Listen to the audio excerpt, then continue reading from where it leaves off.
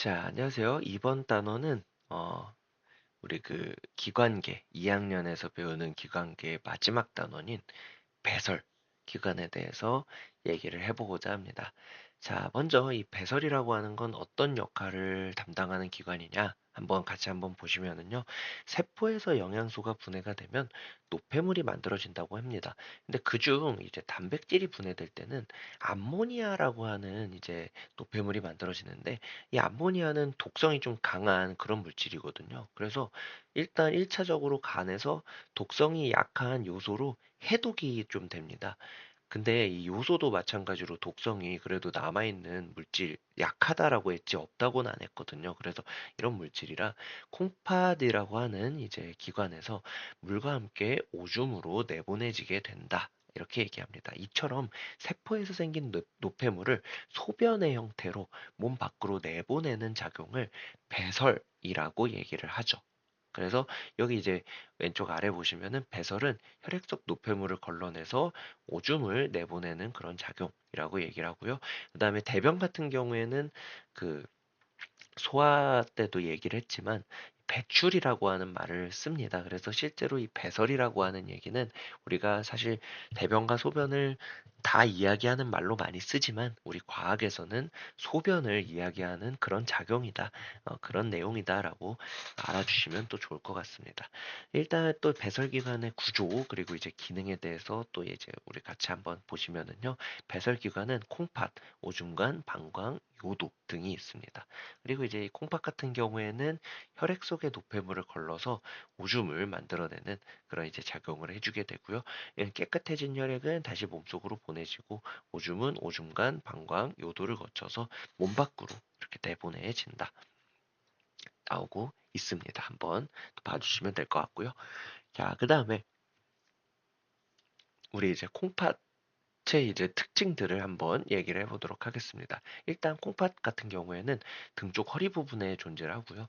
한 쌍, 두 개입니다. 두 개가 있고 이 콩팥에는 두 개의 그런 이제 굵은 혈관이 연결되어 있는데 하나는 심장에서 나온 노폐물을 포함하고 있는 혈액을 콩팥으로 운반해주는 콩팥 동맥이 되겠고요.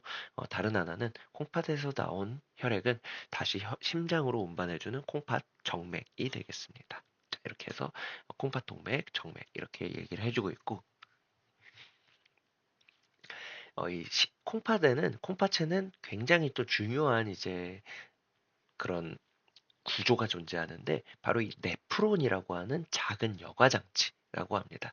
이 네프론이라고 하는 건 콩팥에 약 100만 개 정도씩 들어있다라고 얘기를 하는데 네프론은 모세혈관이 뭉친 사구체와 이를 둘러싼 보먼주머니 그리고 여과액이 지나는 세뇨관이라고 하는 이 세 가지 요소를 합쳐서 우리 네프론이라고 불러주게 됩니다. 그래서 여기 이제 그 네프론이라고 하는 구조를 좀 더 확대한 모습이 이렇게 나와 있는데 이게 모세혈관이 마치 실뭉치처럼 뭉쳐 있다라고 해서 이름 그대로 실사자에 그 공구자 써가지고 실이 공처럼 뭉쳐 있는 사구체 그리고 보먼 주머니는 이렇게 이제 사구체를 감싸고 있는 주머니 형태의 그런 구조이 되겠고요. 그 다음에 여기서 이 사구체에서 어, 여과라고 하는 작용이 일어나는데 이 여과라는 작용을 통해서 만들어진 여과액이 지나는 그런 이제 관을 세뇨관이라고 얘기를 해주게 됩니다. 그래서 이제 우리 그 내용이 이렇게 되어 있고요. 이 세뇨관 같은 경우에 이렇게 길게 연결이 되어 있으면서 여기 사이사이를 모세혈관이 이렇게 둘러싸고 있는 형태가 되겠습니다. 이렇게 이제 형태가 되어 있고요. 그 다음에 이제 홍박 같은 경우에는 또 이제 뭐 붉은색을 띠는 기관이 되어 있는데 여기 이제 모세혈관이 많이 분포되어 있기 때문에 우리가 이제 이런 식으로 좀 붉은색 유독 이제 붉은색을 띠고 있는 그런 이제 기관이 되겠고요. 우리 이제 배설기관에서 또 중요한 얘기는 이 오줌이 생성되는 그런 과정이 또 중요한데 이게 이제 네프론에서 오줌을 그렇게 이제 생성하는 과정이 또 이제 일어나게 됩니다. 자, 그래서 그 이 구조를 통해서 한번 좀 살펴보도록 하겠습니다. 자, 먼저 이제 이 사구체라고 하는 그런 부분의 특징적인 부분을 보시면 콩팥에 연결된 동맥 속 혈액은 사구체로 흐르고요. 사구체는 모세혈관이 뭉쳐져 있는 구조로 보건 주머니보다 압력이 높습니다. 이 압력 차이로 포도당, 요소 등 크기가 작은 물질이 물과 함께 사구체에서 보먼 주머니로 여과가 된다라고 하는 여과작용이 일어나게 되죠.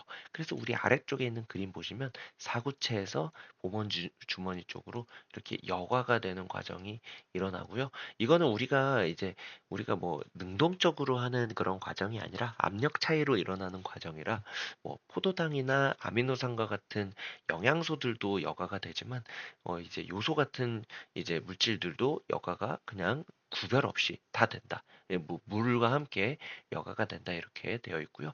그 다음에 이제 이때 혈구나 단백질 같이 크기가 큰 물질은 여과가 되지 않습니다. 혈액 속에 그냥 남아있고 작은 물질만 여과가 됩니다. 근데 방금 전에 말씀드렸다시피 이 여과라는 과정은 분별 없이 그냥 막 되거든요. 그래서 이제 이 막 되는 그런 과정 속에서 우리 몸에 필요한 영양소, 물, 이런 것들이 여가가 같이 된단 말이죠. 이거를 버리기는 사실 너무 아까워요. 그래서 이 세뇨관과 그 주위에 얽혀 있는 모세혈관 사이에서 물질의 재흡수와 이제 분비가 일어나게 되는데 이 포도당, 아미노산, 물과 같이 우리 몸에 필요한 성분들은 세뇨관을 지나는 동안 모세혈관 속으로 재흡수가 되는데 여기서 이 재흡수 과정에서 포도당, 아미노산 이 둘은요 100% 재흡수가 됩니다. 반면에 이제 물과 같은 경우에는 99% 정도 재흡수가 된다. 이렇게 좀 이야기를 해주는 또 부분이 있는데, 이 물 같은 경우에는 우리가 이제 소변에도 들어있죠. 이 어쩔 수 없이 노폐물과 같이 노폐물을 녹여서 내보내야 되기 때문에 물은 100% 흡수가 안 되고요. 반면에 이제 포도당이나 아미노산 같은 경우에는 어, 우리 몸에 필요한 영양소이기 때문에 100% 재흡수가 일어나게 됩니다. 그래서 여기 이제 아래쪽에서도 보시다시피 포도당과 같이 이런 우리 몸에 필요한 성분들은 혈액으로 재흡수가 된다. 이렇게 이제 세뇨관에서 보세혈관으로 재흡수가 되는 과정이 일어나고요.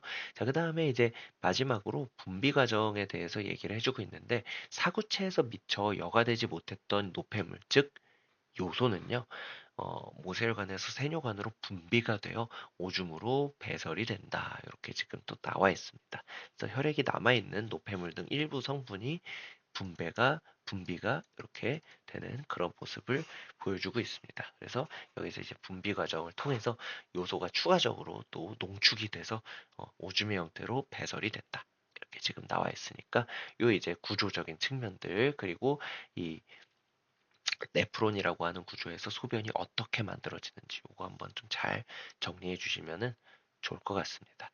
자, 그래서 이런 식으로 이제 배설 작용에 대해서도 한번 말씀을 드렸고요. 도움이 되셨기를 바라면서 여기서 이제 배설 마쳐보도록 하겠습니다.